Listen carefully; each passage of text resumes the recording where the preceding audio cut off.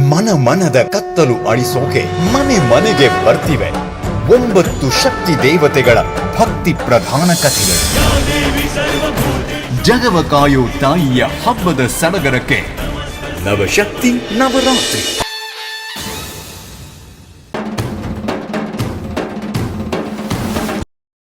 ನಾನು ಇವತ್ತು ನಿಮಗೆಲ್ಲ ಒಂದು ಶ್ಲೋಕ ಮತ್ತು ಅದರ ಅರ್ಥ ತಿಳಿಸ್ಕೊಡ್ತೀನಿ.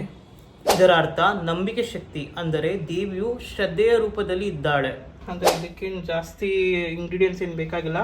ಹುಣಸೆಹಣ್ಣು, ಕಡಲೆಬೀಜ, ಕಡಲೆಬೇಳೆ ಮತ್ತು ಇದು ರೆಡಿಮೇಡ್ ಮಿಕ್ಸ್ ಒಂದು ಪುಳಿಯೋಗರೆ ಪೌಡರು, ಬೆಲ್ಲ, ಕರ್ಬೇವಿನ ಸೊಪ್ಪು, ಬೆಳಗ್ಗೆ ಮೆಣಸಿನ್ಕಾಯಿ, ಇಲ್ಲಾಂದರೆ ನಾರ್ಮಲ್ ಖಾರದ ಮೆಣಸಿನ್ಕಾಯಿ ಬರುತ್ತಲ್ಲ ಅದು. ಅಲ್ಲ, ಇದು ಬರೀ ರಸ, ಹುಣಸೆಹಣ್ಣು ರಸ ಅಷ್ಟೇ. ಸೊ ನಾನು ಕನ್ಸಿಸ್ಟೆನ್ಸಿ ನೋಡ್ಕೊಂಡು ಹಾಕ್ತೀನಿ. ಪರ್ಫೆಕ್ಟಾಗಿ ಗೊಜ್ಜರ ಆಗಿದೆ. ಒಂಚೂರು ಆರಕ್ಕೆ ಬಿಟ್ಟು ಅನ್ನಕ್ಕೆ ಹಾಕಿ ಕಳಿಸಿದ್ರೆ ಆಗೋಯ್ತು. ನವರಾತ್ರಿಯ 2ನೇ ದಿನ ರೂಪವೇ ಬ್ರಹ್ಮಚಾರಿಣಿ. ಎಲ್ಲರಿಗೂ ನಮಸ್ಕಾರ, ನನ್ನ ಸಬ್ಸ್ಕ್ರೈಬರ್ಸ್ಗೆ ಡಬಲ್ ನಮಸ್ಕಾರ. ನಾನು ನಿಮ್ಮ Rakesh. Welcome back to my YouTube channel random things with Rocky. ಇವತ್ತು ನವರಾತ್ರಿ 2ನೇ ದಿನ. ಸೊ ನಾನು ಇವತ್ತು ಏನೆಲ್ಲ ಮಾಡ್ತೀನಿ ಅಂತ ಬನ್ನಿ ನೋಡೋಣ. ಎಲ್ಲ ಶೂಟ್ ಮಾಡ್ಕೊಂಡಿದ್ದೀನಿ, ನಾನು ಕ್ಲಿಪ್ಸ್ ಆ್ಯಡ್ ಮಾಡ್ಕೊಂಡು ಹೋಗ್ತೀನಿ. ದಯವಿಟ್ಟು ಪೂರ್ತಿ ನೋಡಿ ಸಪೋರ್ಟ್ ಮಾಡಿ. ಬನ್ನಿ ಬನ್ನಿ, ನಿಮ್ಮ ಕೋಟೆ ಅನ್ಕೊಳ್ಳಿ. ನಾನು ಇವತ್ತು ನಿಮಗೆಲ್ಲ ಒಂದು ಶ್ಲೋಕ ಮತ್ತು ಅದರ ಅರ್ಥ ತಿಳಿಸ್ಕೊಡ್ತೀನಿ. ಯಾ ದೇವಿ ಸರ್ವಭೂತೇಷು ವಿಷ್ಣು ಮಾಹೇತಿ ಶಬ್ದಿತ ನಮಸ್ತಸ್ತೆ ನಮಸ್ತಸ್ತೆ ನಮಸ್ತಸ್ತೆ ನಮೋ ನಮಃ. ಯಾ ದೇವಿ ಸರ್ವಭೂತೇಷು ಶಕ್ತಿರೂಪೇಣ ಸಂಸ್ಥಿತ ನಮಸ್ತಸ್ತೆ ನಮಸ್ತಸ್ತೆ ನಮಸ್ತಸ್ತೆ ನಮೋ ನಮಃ. ಯಾ ದೇವಿ ಸರ್ವಭೂತೇಷು ಶಾಂತಿರೂಪೇಣ ಸಂಸ್ಥಿತ ನಮಸ್ತಸ್ತೆ ನಮಸ್ತಸ್ತೆ ನಮಸ್ತಸ್ತೆ ನಮೋ ನಮಃ. ಯಾ ದೇವಿ ಸರ್ವಭೂತೇಷು ಶ್ರದ್ಧಾರೂಪೇಣ ಸಂಸ್ಥಿತ ನಮಸ್ತಸ್ತೆ ನಮಸ್ತಸ್ತೆ ನಮಸ್ತಸ್ತೆ ನಮೋ ನಮಃ. ಯಾ ದೇವಿ ಸರ್ವಭೂತೇಷು ಕಾಂತಿರೂಪೇಣ ಸಂಸ್ಥಿತ ನಮಸ್ತಸ್ತೆ ನಮಸ್ತಸ್ತೆ ನಮಸ್ತಸ್ತೆ ನಮೋ ನಮಃ. ಯಾ ದೇವಿ ಸರ್ವಭೂತೇಷು ದಯಾರೂಪೇಣ ಸಂಸ್ಥಿತ ನಮಸ್ತಸ್ತೆ ನಮಸ್ತಸ್ತೆ ನಮಸ್ತಸ್ತೆ ನಮೋ ನಮಃ. ಯಾ ದೇವಿ ಸರ್ವಭೂತೇಷು ಮಾತೃರೂಪೇಣ ಸಂಸ್ಥಿತ ನಮಸ್ತಸ್ತೆ ನಮಸ್ತಸ್ತೆ ನಮಸ್ತಸ್ತೆ ನಮೋ ನಮಃ. ಯಾ ದೇವಿ ಸರ್ವಭೂತೇಷು ಚಿತರೂಪೇಣ ಜಗತ್ ವ್ಯಾಪ್ಯ ಸ್ಥಿತ ನಮಸ್ತಸ್ತೆ ನಮಸ್ತಸ್ತೆ ನಮಸ್ತಸ್ತೆ ನಮೋ ನಮಃ. ಯಾ ದೇವಿ ಸರ್ವಭೂತೇಷು ವಿಷ್ಣು ಮಾಯೇತಿ ಶಬ್ದಿತ.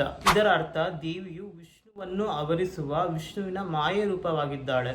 ಈ ಶ್ಲೋಕದ 2ನೇ ಸಾಲು ಯಾ ದೇವಿ ಸರ್ವಭೂತೇಷು ಶಕ್ತಿರೂಪೇಣ ಸಂಸ್ಥಿತ. ಇದರ ಅರ್ಥ ಸೃಷ್ಟಿ ಶಕ್ತಿ, ಅಂದರೆ ದೇವಿಯು ಎಲ್ಲ ಜೀವಿಗಳಲ್ಲಿ ಕ್ರಿಯಾಶಕ್ತಿಶೀಲರಾಗಿ ಇದ್ದಾಳೆ ಎಂಬುದು. ಈ ಶ್ಲೋಕದ 3ನೆಯ ಸಾಲು ಯಾ ದೇವಿ ಸರ್ವಭೂತೇಷು ಶಾಂತಿರೂಪೇಣ ಸಂಸ್ಥಿತ. ಇದರ ಅರ್ಥ ಮನಃಶಾಂತಿ, ದೇವಿಯು ಶಾಂತಿ ರೂಪದಲ್ಲಿ ನೆಲೆಸಿದ್ದಾಳೆ. ಈ ಶ್ಲೋಕದ 4ನೆಯ ಸಾಲು ಯಾ ದೇವಿ ಸರ್ವಭೂತೇಷು ಶ್ರದ್ಧಾರೂಪೇಣ ಸಂಸ್ಥಿತ. ಇದರ ಅರ್ಥ ನಂಬಿಕೆ ಶಕ್ತಿ, ಅಂದರೆ ದೇವಿಯು ಶ್ರದ್ಧೆಯ ರೂಪದಲ್ಲಿ ಇದ್ದಾಳೆ. ಈ ಶ್ಲೋಕದ 5ನೆಯ ಸಾಲು ಯಾ ದೇವಿ ಸರ್ವಭೂತೇಷು ಕಾಂತಿರೂಪೇಣ ಸಂಸ್ಥಿತ.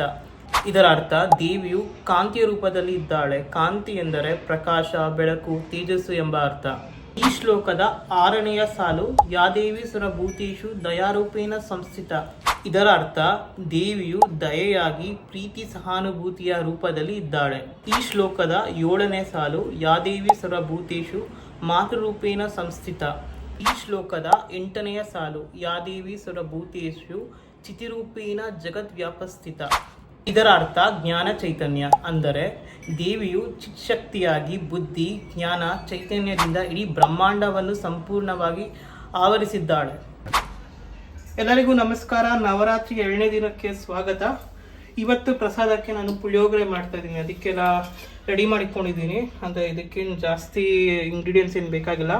ಹುಣಸೆಹಣ್ಣು, ಕಡಲೆಬೀಜ, ಕಡಲೆಬೇಳೆ ಮತ್ತು ಇದು ರೆಡಿಮೇಡ್ ಮಿಕ್ಸ್ ಒಂದು ಪುಳಿಯೋಗರೆ ಪೌಡರು, ಬೆಲ್ಲ, ಕರ್ಬೇವಿನ ಸೊಪ್ಪು, ಬೆಳಗ್ಗೆ ಮೆಣಸಿನ್ಕಾಯಿ, ಇಲ್ಲಾಂದರೆ ನಾರ್ಮಲ್ ಖಾರದ ಮೆಣಸಿನ್ಕಾಯಿ ಬರುತ್ತಲ್ಲ ಅದು. ಫಸ್ಟು ಈಗ ಅನ್ಸ್ಕೊತಾರೆ.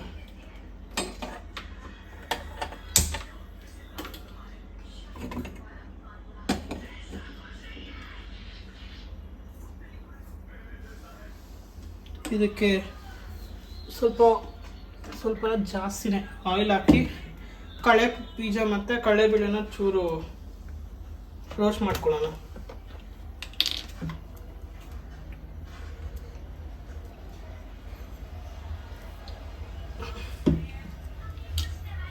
ಅದನ್ನು ಸ್ವಲ್ಪ ರೋಸ್ಟ್ ಮಾಡ್ಕೊಂಡು ಎತ್ತಿಕ್ಕಿ ಲಾಸ್ಟಿಗೆ ಹಾಕಿದ್ರೆ ಕಡಲೆ ಬೀಜ ಕರುಮ್ ಮತ್ತು ಕ್ರಂಚಿ ಇರುತ್ತೆ, ಕ್ರಿಸ್ಪಿ ಇರುತ್ತೆ. ಇಲ್ಲಾಂದರೆ ಮೆತ್ತಗಾಗೋಗ್ಬಿಡುತ್ತೆ. ಬೇಕಾದ್ರೆ ಇದೇ ಎಣ್ಣೆಗೆ ನಾವು ಒಗ್ಗರಣೆ ಹಾಕೊಬೋದು. ನಾನು ಸ್ವಲ್ಪ ಮಾಡ್ಕೊತಿದ್ದೀನಿ, ಅದಕ್ಕೆ ಒಂದು ಹಿಡಿಯಷ್ಟು ಕಳೆ ಬೀಜನ ತಗೊತಿದ್ದೀನಿ. ಈ ಕಳೆ ಬೀಜ ಜಾಸ್ತಿ ಇರಬೇಕು ಅಂದರೆ ಬೇಕಾದ್ರೆ ಜಾಸ್ತಿ ಹಾಕೊಬೋದು. ಸ್ವಲ್ಪ ಗೋಲ್ಡನ್ ಆಗೋ ತನಕ ಎಣ್ಣೆಲಿ ಬೇಯಿಸಿ. ಈ ಚಿತ್ರಾನ್ನ ಮಾಡೋಕ್ಕೂ ಸೇಮ್ ಇದೇ ಪ್ರೊಸೀಜರ್ ಇದೆ, ಕರಮ್ ಅನ್ನೋ ಥರ ಗೊತ್ತಾಗುತ್ತೆ. ಅಲ್ಲಿವರೆಗೂ ಎಣ್ಣೆಲಿ ಬೇಯಿಸಿ. ನೋಡಿ ಚೂರು ಸೀಲ್ ಬಿಟ್ಟಿದೆ, ಹಂಗಂದ್ರೆ ಆಗಿದೆ ಅಂತ ಅರ್ಥ. ಜಾಸ್ತಿ ಮಾಡಕ್ ಹೋಗ್ಬೇಡಿ, ಕಮ್ಮಿ ಮಾಡಿಬಿಟ್ಟು ಎತ್ಬಿಡ್ರಿ, ಇಲ್ಲಾಂದ್ರೆ ಕಪ್ಪಗೆ ಹೋಗ್ಬಿಡತ್ತೆ. ಸಾಕಿಷ್ಟ ಆಗಿರೋದು ಪಟ್ ಪಟ್ ಅಂದಿದೆ ನೋಡ್ರಿ, ಸೌಂಡ್ ಕೇಳಿಸಿದೆ. ಇದು ಕಡಲೆಬೇಳೆ, ಈ ವಡೆ ಮಾಡ್ತೀವಿ ನೋಡಿ, ಅಂದ್ರೆ ಈ ಕಡಲೆ ವಡೆ ಅಂತ ಮಾಡ್ತಾರಲ್ಲ ಅದ್ರ ಬೇಳೆ ಅದು. ಅದೊಂಚೂರು ಲೈಟಾಗಿ ಬೇಗ ಎತ್ಬಿಡ್ಬೇಕು, ಅಂದ್ರೆ ಬೇಗ ಬ್ರೌನ್ ಆಗಿ ಹೋಗ್ಬಿಡುತ್ತೆ. ಇದು ಸಾಕು, ಒಂದು 2 ಸೆಕೆಂಡ್ ಸಾಕು, ಎತ್ಬಿಡಿ, ಕಪ್ಪಾಗಿ ಹೋಗ್ಬಿಡುತ್ತೆ.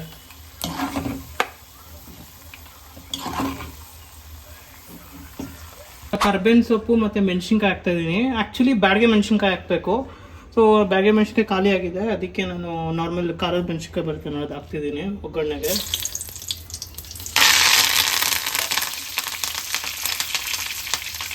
ಆಮೇಲೆ ಈ ಪೌಡರ್ ಇದೆಯಲ್ಲ, ಪುಳಿಯೋಗರೆ ಪೌಡರ್, ಅದು ಹಾಕ್ಬಿಟ್ಟು ಚೆನ್ನಾಗಿ ಮಿಕ್ಸ್ ಮಾಡಬೇಕು.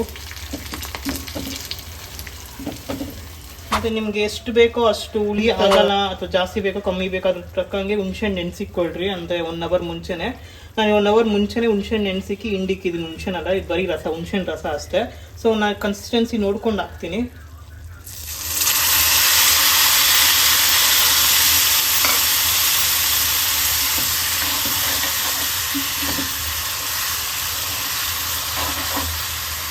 ಸೊ ಇದು ಲೈಕ್ ಇವಾಗ ಹುಣ್ಸೆಹಣ್ಣು ರಸ ಎಲ್ಲ ಹಾಕಿದ್ದೀನಲ್ಲ, ಸ್ವಲ್ಪ ಡ್ರೈ ಆಗಬೇಕು, ಅಲ್ಲಿವರೆಗೂ ಲೋ ಸ್ಲಿಮ್ಮಲ್ಲಿ ಕುದಿಸ್ಕೊಳ್ಳಿ. ಮತ್ತು ಬೆಲ್ಲ ಚೂರು ಹಾಕೊಬೇಕು. ನಿಮ್ಗೆ ಎಷ್ಟು ಬೇಕೋ ಅಷ್ಟು ಹಾಕೊಳ್ರಿ, ಜಾಸ್ತಿನೂ ಬೇಡ ಕಮ್ಮಿನೂ ಬೇಡ. ನಾನು ಒಂದು ಪೀಸ್, ಅದು ಒಂದು ಓಲ್ಡ್ ಅಂದರೆ ಒಂದು ದೊಡ್ಡ ಬೆಲ್ಲದಲ್ಲಿ ಒಂದು ಚಿಕ್ಕ ಪೀಸ್ ತಗೊಂಡು ಹಾಕ್ಕೊತಿದ್ದೀನಿ. ಇದು ಅಷ್ಟೇ, ನಾನು ರುಚಿ ನೋಡಲ್ಲ, ಅಂದಾಜ್ ಮೇಲೆ ಹಾಕ್ತಿರೋದು ಪ್ರಸಾದಕ್ಕೆ.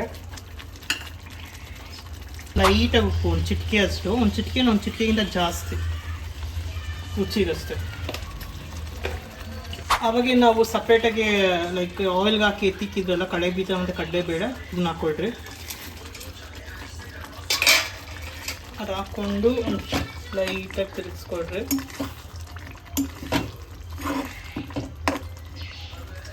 ಐದು ನಿಮಿಷ ನೀವು ಕುದಿಯಕ್ಕೆ ಬಿಡಬೇಕು. ಆಗಲೇ ನೀವು ನೋಡಿ ಎಷ್ಟು ಅಂದರೆ ಫುಲ್ ನೀರು ಥರ ಇತ್ತು, ಇವಾಗ ಡ್ರೈ ಆಗಿದೆ. ಈಗ ಪರ್ಫೆಕ್ಟಾಗಿ ಗ್ರೇವಿ ಅಂದರೆ ಗೊಜ್ಜು ಥರ ಆಗಿದೆ ನೋಡಿ. ಆಯಿಲ್ ಎಲ್ಲ ಬಿಟ್ಕೊಬೇಕು, ಪರ್ಫೆಕ್ಟಾಗಿ ಗೊಜ್ಜು ಥರ ಆಗಿದೆ. ಒಂಚೂರು ಆರಕ್ಕೆ ಬಿಟ್ಟು ಅನ್ನಕ್ಕೆ ಹಾಕಿ ಕಳಿಸಿದ್ರೆ ಆಗೋಯ್ತು ಪುಳಿಯೋಗರೆ. ಸ್ವಲ್ಪ ಆರಿದೆ, ಇವಾಗ ಗೊಜ್ಜಾಕಿ ಕಳಿಸ್ಬಿಡೋಣ. ಆಯಿತು, ಬಟ್ಲಿಗೆ ಹಾಕಿ ದೇವ್ರ ಮುಂದೆ ಇಟ್ಬಿಡೋಣ.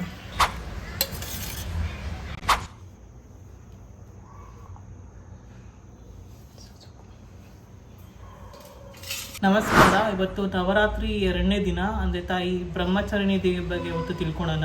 ಸತೀದೇವಿ ಪರ್ವತರಾಜನ ಮಗಳು ಪಾರ್ವತಿಯಾಗಿ ಹುಟ್ಟು ಬರುತ್ತಾಳೆ. ಹಿಮಾಲಯ ಪರ್ವತದಲ್ಲಿದ್ದ ಪುಟ್ಟ ಪಾರ್ವತಿಗೆ ನಾರದ ಮುನಿಗಳು ತನ್ನ ಜೀವನದ ಉದ್ದೇಶಗಳ ಬಗ್ಗೆ ಮತ್ತು ಶಿವನ ಜೊತೆ ಆಗುವ ಮದುವೆ ಬಗ್ಗೆ ತಿಳಿಸುತ್ತಾರೆ. ಈಗ ತಾನೇ ಶಿವನ ಸತಿ ಎಂದು ತಿಳಿಸಲು ಶಿವನಿಗೆ ಪಾರ್ವತಿಯು ಘೋರ ತಪಸ್ಸನ್ನು ಮಾಡುತ್ತಾಳೆ.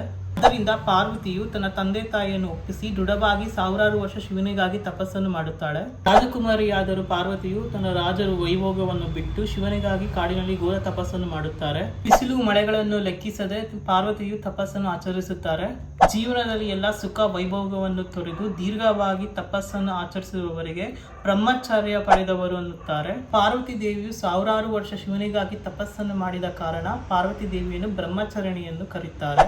ನವರಾತ್ರಿಯ 2ನೇ ದಿನ ರೂಪವೇ ಬ್ರಹ್ಮಚಾರಿಣಿ.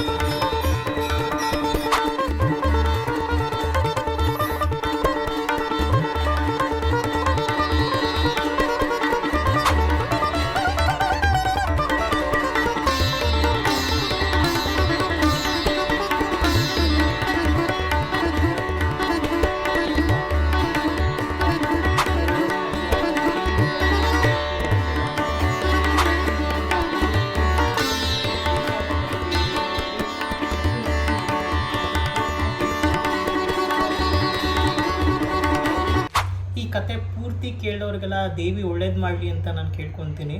ಇನ್ನೊಂದು ದೇವಿಯ ಕಥೆಯ ಜೊತೆಗೆ ನಾಳೆ ತಿರ್ಗಾ ಸಿಗೋಣ. ಅಲ್ಲಿವರೆಗೂ ನನ್ನ ಬ್ಲಾಗ್ ನೋಡ್ತಾ ಇರಿ. ಈ ವಿಡಿಯೋ ನಿಮ್ಗೆ ಇಷ್ಟ ಆಗಿದೆ ಲೈಕ್ ಮಾಡಿ, ಶೇರ್ ಮಾಡಿ, ನೀವು ಅಭಿಪ್ರಾಯವನ್ನು ಕಾಮೆಂಟ್ ಮಾಡಿ, ಹೀಗೆ ಸಪೋರ್ಟ್ ಮಾಡಿ ಅಂತ ಹೇಳ್ತಾ ಮುಂದಿನ ಬ್ಲಾಗಲ್ಲಿ ಸಿಗೋಣ. ಬಾಯ್.